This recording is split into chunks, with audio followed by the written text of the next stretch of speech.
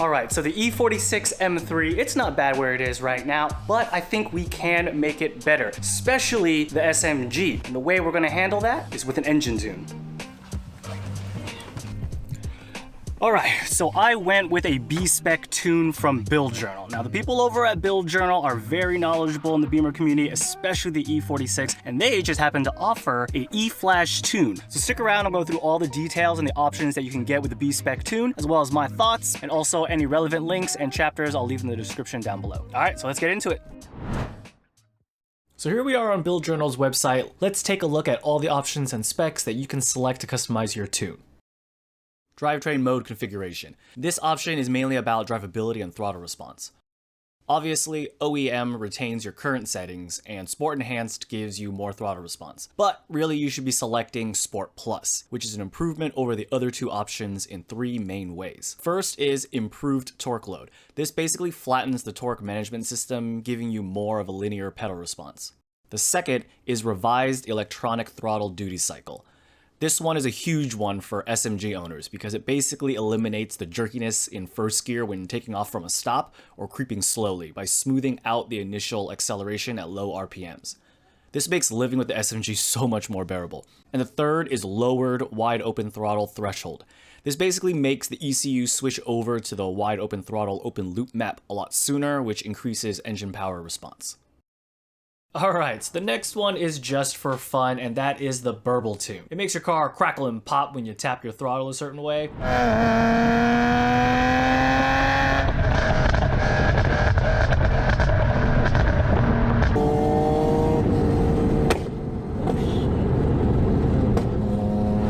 And there's 3 levels of aggressiveness. Now you'll want to make sure you're catless for this, as this is pretty bad for your cats, which is why I left this option off for myself, but it is one of Buildjournal's most popular options. Next is the 6 manual transmission launch control. This should be pretty self-explanatory. This will give your 6-speed manual owners launch control.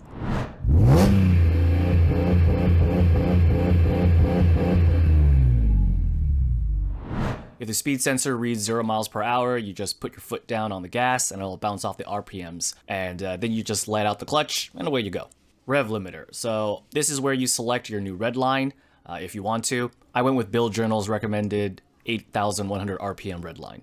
Startup idle. This basically lets you select the first 30 seconds of idle on startup. You can keep the stock settings, E85 settings, or you can opt for a quiet startup. I kept it stuck. Standing idle. So this is basically after the startup idle, you can select the standing idle settings. There's stock and a raised idle that is recommended if you have like harder engine mounts, and this will help with the noise, vibration, and harshness. I opted to keep it stuck. MK20 Sport DSC Tune. So this is going to be for the earlier 2001 and 2003 model years. It basically adjusts the DSC or the traction control to be a little bit more sporty and less invasive while it's active. Okay, so moving on to the add-on features. Alright, the first is the EWS delete. I think this is an option to run different ECUs and not throw an error code. The manual transmission shift lights. Now, both manual and SMG cars have these amber lights on the dash that are used for like engine warm-up indicators, but only the SMG uses them for shift lights. This basically lets the manual guys get the shift lights too. 155 mile per hour limiter. Obviously, this lets you go above 155 miles per hour. CSL warm-up recalibration. So this basically changes the warm-up requirements so that the warm-up lights turn off later when the engine is warmer than the stock settings. Sport fan curve.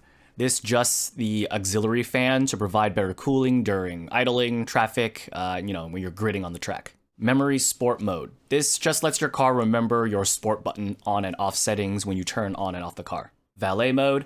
I believe this reduces power and I think RPM to avoid having anyone joyride your car without your permission.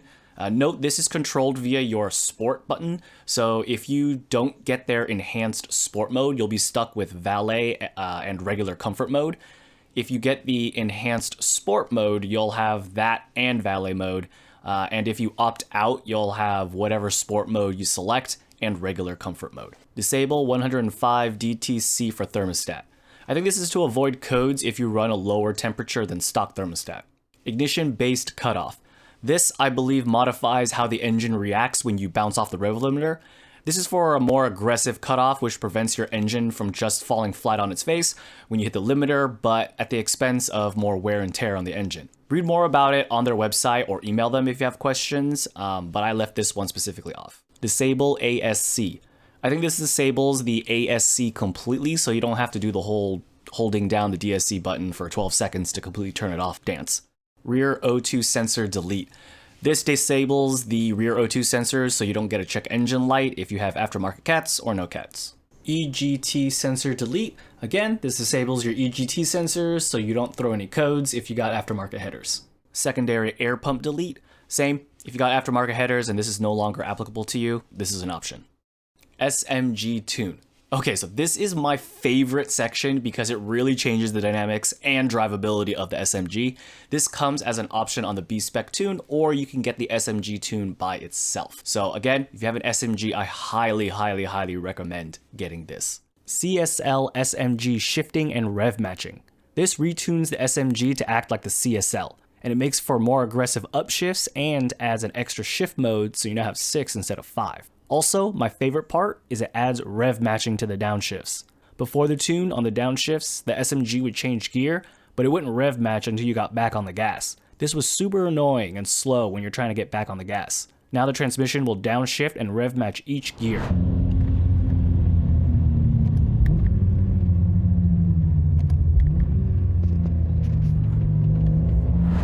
This means that when you get back on the gas, it's smoother and more responsive. It makes for driving around town a lot smoother and driving on the track a lot faster. SMG inertia update. This is highly recommended if you get the CSL SMG Tune, and it basically reduces any sort of like unnecessary slipping feeling or any sort of hesitation in the SMG.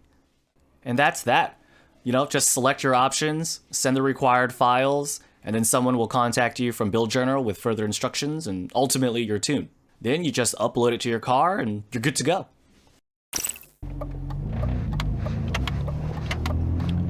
All right, overall thoughts on the tune. It's amazing. Do yourself a favor and get it. The throttle response alone changes the dynamics of this car. It's like a brand new car. It's like a completely different car. Overall comfort is improved too, ironically. I mean, the SMG Tune alone really smooths out all of the little annoyances that the SMG transmission tends to have. For example, from a dead stop taking off, all of that jitteriness and the slurriness of the transmission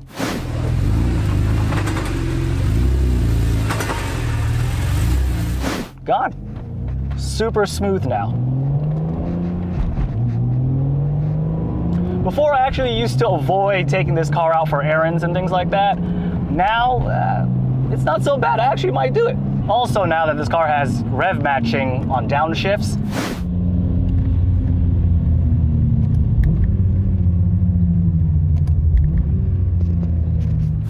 it makes it a lot smoother to drive around town, but also on the track, it just makes you a lot quicker.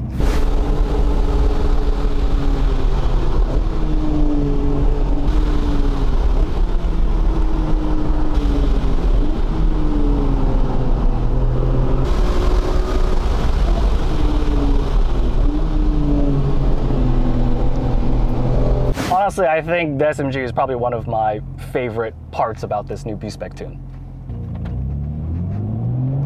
Now you're also probably wondering, well, how much power did it make?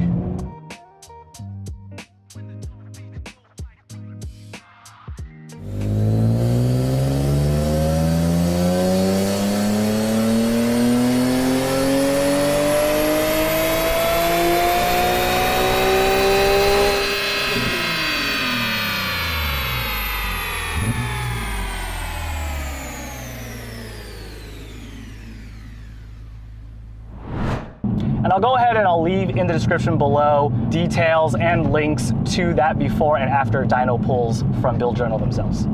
Overall, I think this tune is completely worth it. Do yourself a favor and get it. Completely changes the dynamics of the car, makes it a lot easier to drive, a lot more bearable to drive around town, on the track, complete beast and animal. And for the price and the value that you get out of it, it should be a no-brainer. I mean, it is the cheapest and most affordable tune out there by any means, but it does not come short in terms of value that you get out of it. So yeah, those are my thoughts on the Buildjournal tune. I'll go ahead and I'll leave all the links in the description below for you to go ahead and check out. And if you have any questions, leave them in the comments and I'll be happy to answer them. Thanks for watching. Peace.